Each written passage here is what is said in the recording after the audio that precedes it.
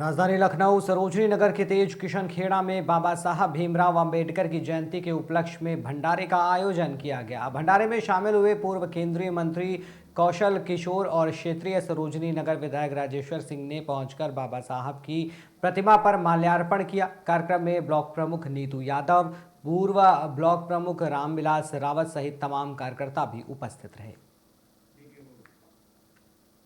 अम्बेडकर जी की प्रतिमा पे आज यहाँ पर जयंती मनाई गई है। तेज किशन खेड़ा में और रामविलास जी के नेतृत्व में आयोजन हुआ है। डॉक्टर अम्बेडकर जी के मिशन को पूरा करने का काम नरेंद्र मोदी जी कर रहे हैं, बीजेपी की सरकार कर रही है।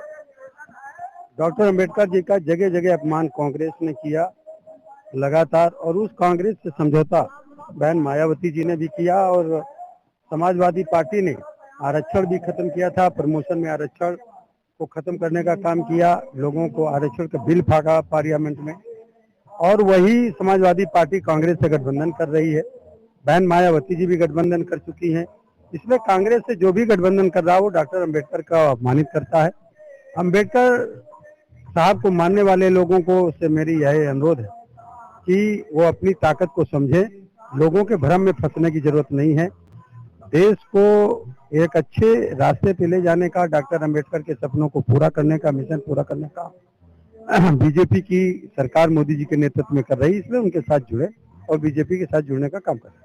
क्या लगता है कि शिक्षा की कमी है? जिस प्रकार यहाँ पर आज जो है बाबा साहब जो है मूर्ति का जो है आज यहाँ पर जो अनावरण किया गया मूर्ति प्रतिमा का, तो इससे क्या युवाओं को क्या शिक्षा मिलेगी?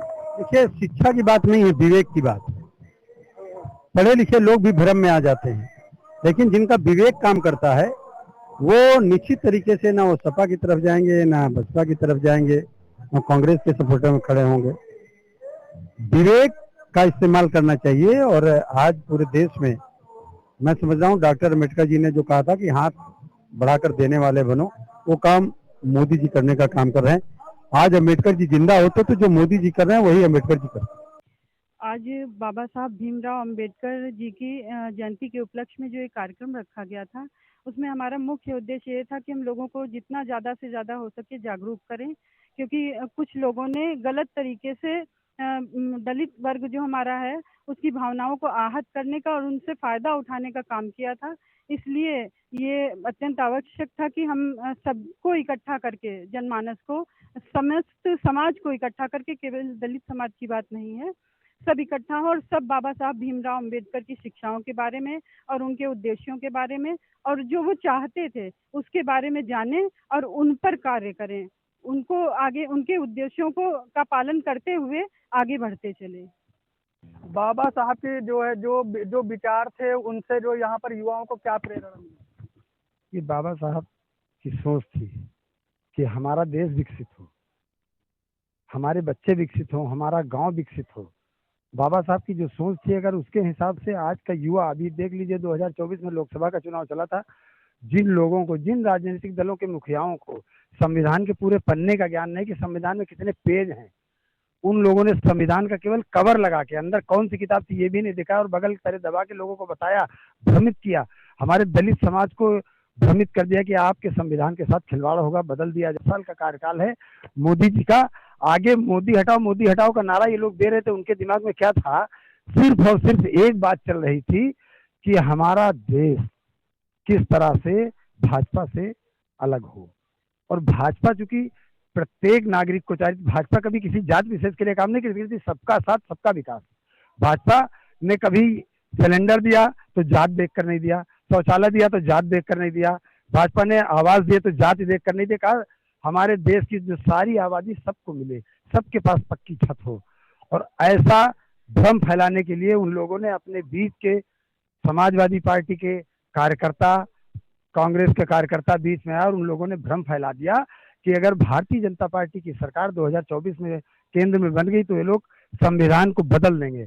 संविधान को कोई नहीं बदल सकता। संविधान को ठेस पहुंचाने का काम तो कांग्रेस और संविधान के रचयिता बाबा साहब की चित्र को चीर कर अपने साथ लगाने का काम अखिलेश ने और उनके कार्यकर्ताओं ने किया है।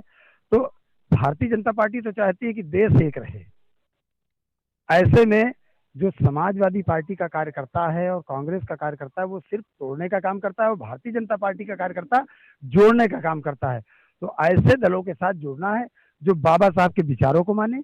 बाबा साहब के विचारों को जो पार्टी मानेगी, सर्व समाज को उसके साथ रहना चाहिए। बाबा साहब के विचारों के साथ साथ बाबा साहब ने जो कहा था कि शिक्षित बनो, संगठित बनो, तो हम शिक्षित और संगठित तो बन नहीं पा रहे। लोग आके बीच में भ्रम फैला दे रहे हैं, शराब पिला के लोग हमको भ्रम कर दे रहे हैं। तो इसलिए ऐसे लोगों से दूर रहना है और आने वाले समय में बाबा साहब के विचारों के साथ जुड़कर पार्टी को आगे बढ़ाना है। मोदी जी के नेतृत्व में काम करना है ताकि देश आगे बढ़े, देश विकसित हो। बाबा साहब सरोजनी नगर के जो है विधायक राजेश्वर सिंह यहाँ पर जो मौजूद हैं। सर जो है आज यहाँ पर जो सरोजनी नगर का जो है जो ग्राम सभा में आज यहाँ स्टेट किसान खेड़ा में आज बाबा साहब भीमराव अम्बेडकर की जो मूर्ति प्रतिमा का जो है बहुत अच्छा, बहुत माल्यार्पण का अवसर मिला। बाबा साहब हम सबके प्रेरणा का स्रोत है। करोड़ों लोगों के जीवन को उन्होंने बदला, वो सबका आदर्श है। उन्होंने आर्थिक रूप से लोगों को मजबूत किया और एक ऐसा संविधान बनाया जिसके कारण आज हिंदुस्तान विश्व का सबसे मजबूत लोकतंत्र है। बाबा जी का चरणों में नमन करता हूँ। युवाओं को किस प्रकार से जो प्रेरणा शिक्षा समानता लाती है। बाबा साहब का भी यही मानना था, हम सबका यही मानना। युवाओं को अब डिजिटल शिक्षा ग्रहण करना चाहिए। आने वाली नौकरियों में सबसे महत्वपूर्ण डिजिटल शिक्षा है। लगातार हम लोग युवाओं को प्रेरित कर रहे हैं। अब तक 60 स्कूलों में हमने स्मार्ट क्लासेस और कंप्यूटर्स देके डिजिटल लाइब्रेरी स्थापित कराई है। बच्चों से, युवाओं से आह्वान करता हूँ ज्यादा से ज्यादा कंप्यूटर की शिक्षा ग्रहण कीजिए, तो नौकरियां आपको ढूंढते हुए आपके घर तक आएंगी। हमारे साथ बात करने के लिए मौजूद थे सरोजनी नगर के जो है विधायक राजेश्वर सिंह जी। उन्होंने बताया कि किस प्रकार जो है युवाओं को यहाँ पर जो है जो प्रेरणा मिलेगी और जो उन्होंने जो शिक्षा को लेकर जो बात की कि युवा हैं, जो नई पीढ़ी है, उनको शिक्षा की जो है खास जरूरत है। जब शिक्षा ग्रहण करेंगे तो तभी जो है उनको हर तरीके की जो है जानकारी हासिल हो सकेगी। लखनऊ से दिनेश राजपूत, कैगरी न्यूज़, लखनऊ।